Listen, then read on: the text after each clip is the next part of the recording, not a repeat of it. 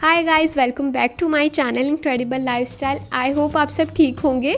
आज मैं आप लोग के साथ बन कबाब में यूज़ होने वाली चटनी की रेसिपी शेयर करने वाली हूँ, जो कि बहुत ज़्यादा टेस्टी तैयार होती है और ये आप और भी बहुत सारी चीज़ों के साथ सर्व कर सकते हैं।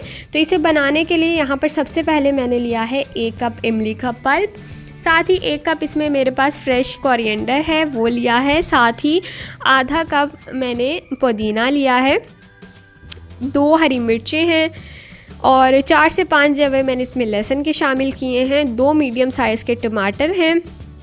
इसके साथ ही मैंने यहाँ पर 1 चाय की चम्मच जिसमें सफ़ेद सिरके का शामिल किया है, 1 चाय की चम्मच कुटी हुई लाल मिर्च, 1 चाय की चम्मच ही नमक है और 2 खाने के चम्मच मैंने इसमें चीनी ली है। आखिर में 1 चाय की चम्मच कुटा भुना ज़ीरा जो है इसमें शामिल करके इस सारी चीज़ों को हम अच्छे से ब्लेंड कर लेंगे और ब्लेंड कर लेने के बाद यहाँ पर चटनी बनकर हमारे पास रेडी है। ये बहुत सारी चीज़ों के साथ आप सर्व कर सकते हैं, बहुत ही टेस्टी है और अच्छी बात ये है कि आप इसे स्टोर भी करके रख सकते हैं। एयर टाइट कंटेनर में आप इसे फ्रिज में स्टोर कर लीजिए 1 वीक के लिए। और स्पेशली ये जिस बन कबाब के लिए बनाई गई है उसकी वीडियो भी आपके साथ जल्दी शेयर की जाएगी, तो वेट कीजिए और वीडियो को लाइक करें, चैनल को सब्सक्राइब ज़रूर कर दीजिएगा। मिलती हूँ आपसे नेक्स्ट वीडियो में guys, till then bye bye.